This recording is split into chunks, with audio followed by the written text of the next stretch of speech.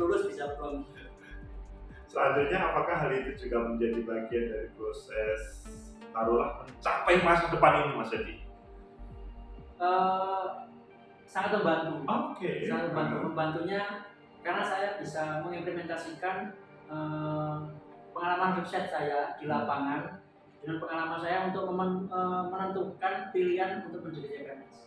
Oke. Jadi sebelum saya memilih lowongan tadi kan saya riset dulu, Betul. data sebelumnya, terus saya baca-baca dulu tepat atau enggak, saingannya seperti apa, itu cukup bantu saya.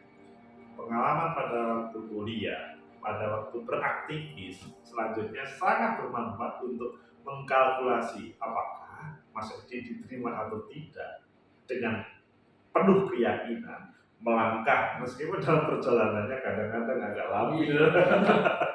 Apalagi belum sambil kerja juga kan. Oke. Oh iya, sambil kerja. Mas Edi yang saya tahu juga memang sambil kerja ya. Iya. Selain pengalaman yang luar biasa tadi, gimana? Bisa diceritakan tentang kerja baik pada waktu kuliah atau mungkin sesudah kuliah sebelum CPNS, Mas Edi? Kalau kerja saat kuliah, ya itu tadi saya jualan di tangga itu. Oke, jualan di tangga itu. Survei di Kompas atau lembaga survei lainnya. Kemudian ada event pernah dari leader di eventnya BPW. Oke. Juga pernah sebelum corona kemarin, kemudian juga pernah eventnya di Polda juga pernah. Nah, coba-coba itu pernah jadi koordinator survei di StatMe. StatMe itu lembaga survei yang ada di Mojokerto. Pernah jadi koordinatornya itu waktu kuliah, terus lulus sempat nyoba hal baru. Hal baru daftar di kafe. Oh, ini baru ini mendaftar di kafe karena kan pengalaman dunia usahanya mungkin perlu ditambahin atau memang ya untuk menunggu sesuatu yang menjadi masa depannya waktu itu. Waktu itu sebenarnya belum kepikiran untuk CPNS sebelumnya. Belum kepikiran. Saya waktu itu coba dulu belajar di kafe, daftar di kafe. Sebenarnya juga nggak rasa memperkopikan sebagainya, nggak tahu sama sekali. Waktu itu saya ambilnya masak. Jadi saya belajarnya masak dari nol dari situ. Meskipun Mas Edi secara personal tidak mempunyai pengalaman masak ya waktu itu ya. Ada. Kebetulan kafenya itu open, maksudnya membuka kesempatan bagi orang yang mau belajar. Itu ya. Jadi selama dia mau belajar maka kafe akan memberikan kesempatan begitu ya.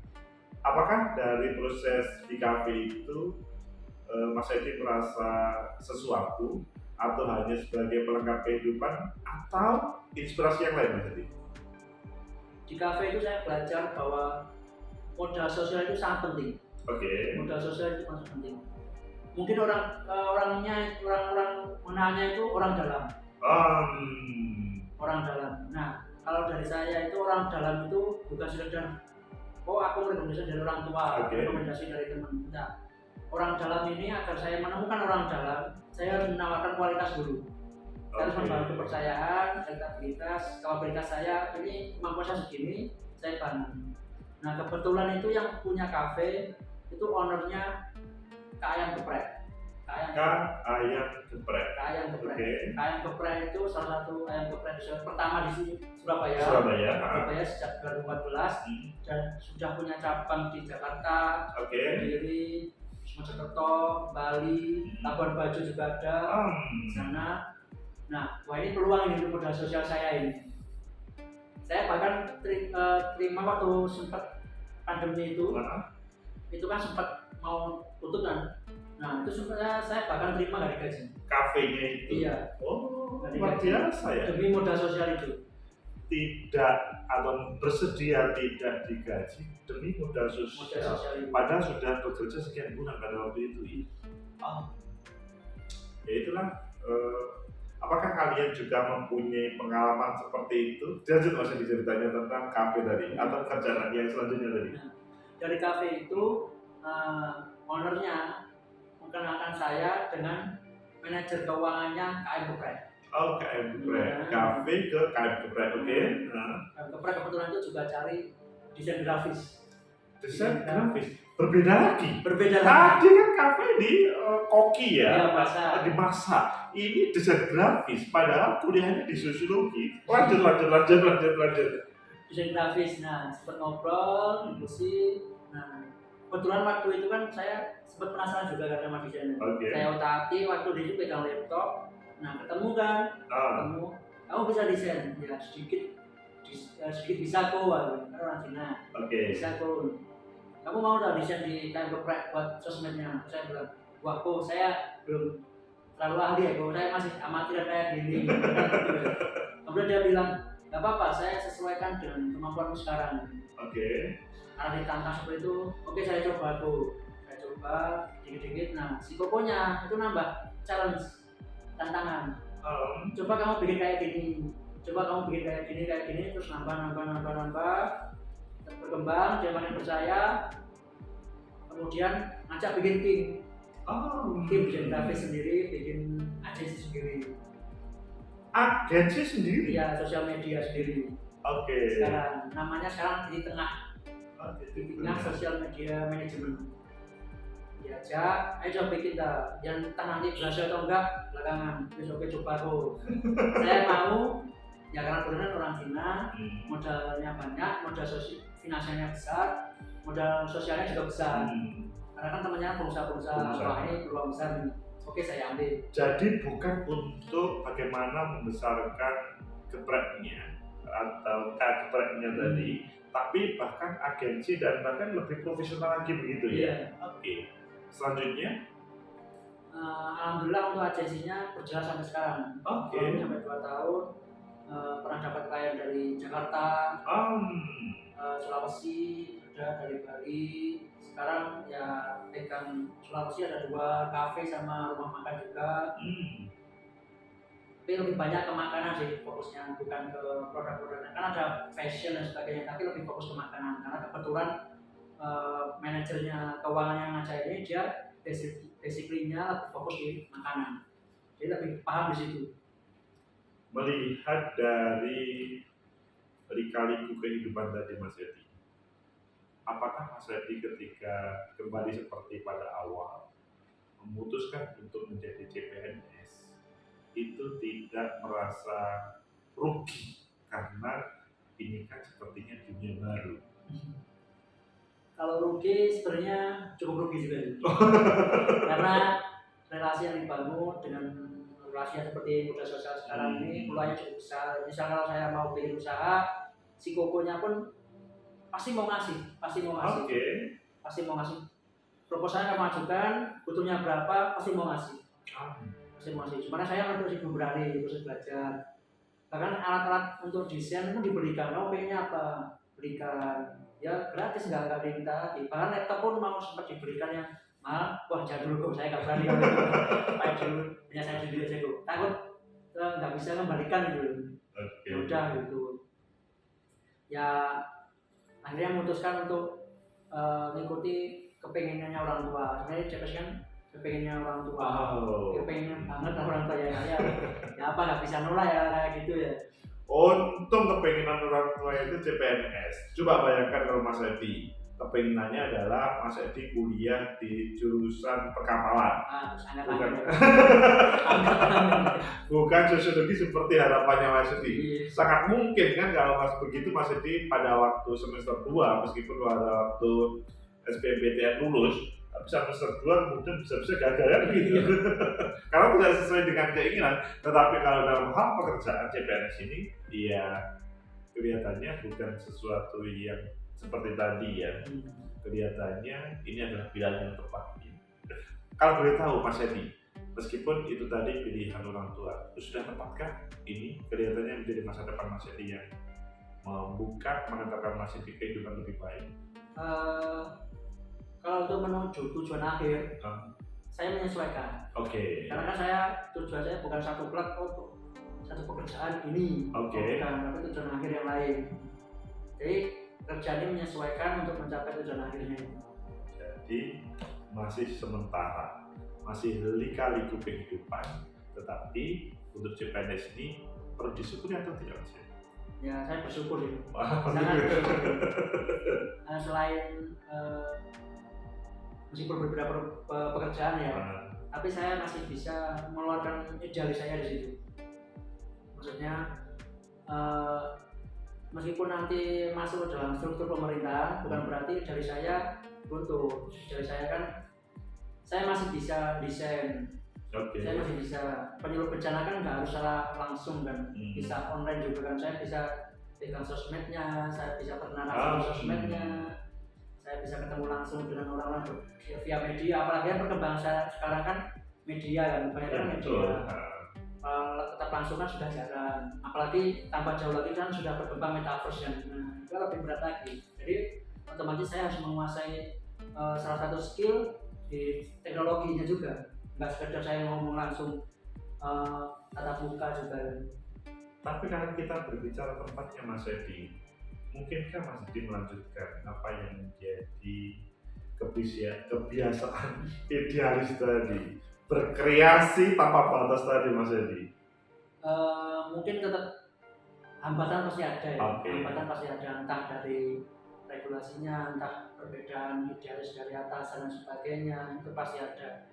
Ya nanti ya pertama mungkin saya adaptasi dulu lah, menyesuaikan apa yang bisa saya sesuaikan, idealis saya mana yang bisa saya sesuaikan dan sebagainya. Tentang idealis itu nggak 100% pasti bertentangan, pasti ada yang bisa dikombinasikan kan. Jadi ya tetap saya baca isi dulu, melihat dulu kedepannya seperti apa, baru saya masukkan dari saya berjalan sesuai dengan. Untuk adik-adik tingkat atau generasi selanjutnya, apa yang menjadi pesan Mas Edi kepada mereka semuanya, yang mana pada setiap saat mereka lagi gundah gulana apakah kuliah saya itu bisa mengantarkan untuk masa depan saya atau tidak, yang mana pada waktu dahulu mungkin Mas Edi tidak pernah berpikir untuk menjadi seperti CPR sekarang, BPBD. Apakah bagaimana Mas Edi motivasi kepada teman-teman ini? Motivasinya pertama, kalau untuk mahasiswa adik-adik ya, coba hal baru, jangan terpaku pada satu hal. Terutama teman-teman yang di organisasi ya, terlalu fokus di organisasi aja, tapi nggak mau open discuss dengan orang di luar, anak UNER, teman-teman open mind, dan ya secara finansial lebih tinggi lah untuk membangun sosial dengan orang Cina, orang Madura seperti apa, orang Jawa seperti apa, mereka punya mana yang bisa membuat value lebih besar. Terus survei juga pengalamannya luar biasa karena bisa keliling berbagai wilayah, kenal dengan banyak orang juga. Terus kalau untuk menentukan karir ya, mungkin teman-teman sosiologi galanya tetap sama, nggak tahu mau kemana, kerjanya apa dan sebagainya. Nah, teman-teman bisa riset ilmu apa yang saya dapat di dunia kerja itu, ilmu ini untuk apa aja. Nah, untuk pengalaman saya selama saya lulus, itu pengalaman yang paling bisa memungkinkan untuk pekerjaan sosiologi itu marketing.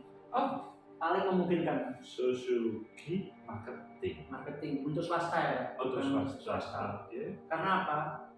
Orang yang bisa memahami masyarakat itu orang sosiologi. Sedangkan berangkat dari modal itu ya. Bisa memahami masyarakat sosiologi. Nah, sedangkan sasaran orang jualan itu siapa? Masyarakat.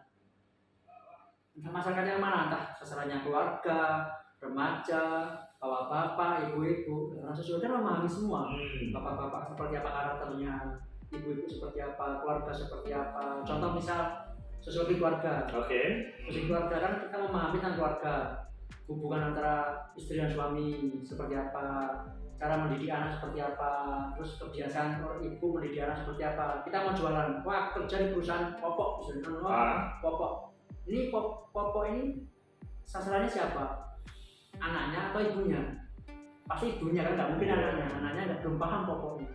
Sasarannya adalah ibunya. Bagaimana kita menarik karakter ibunya agar mau beli popok ini?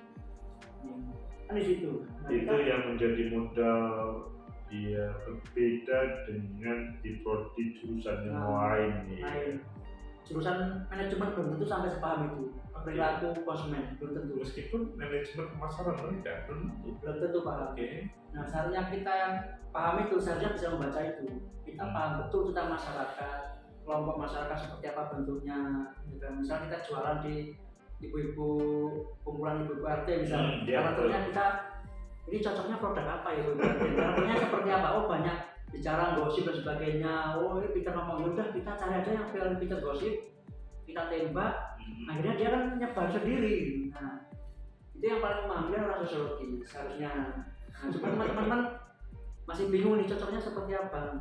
Kalau ngomong tentang dunia aktivis tadi di himpunan mahasiswa prodi sosiologi ataupun di BEM fakultas ataupun mungkin aktivis ekstra dan intra yang lainnya, apakah hal itu juga menjadi support dari proses Mas Edi meraih sampai masa depan ini? Support ya, karena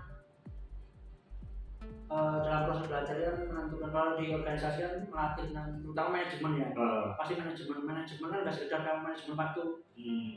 Jam 1 sampai jam 2 aku belajar, jam 2 sampai jam 3 aku nanti organisasi. Enggak, bagaimana manajemen konflik, manajemen konflik pribadi dengan personal seperti apa agar tetap berjalan.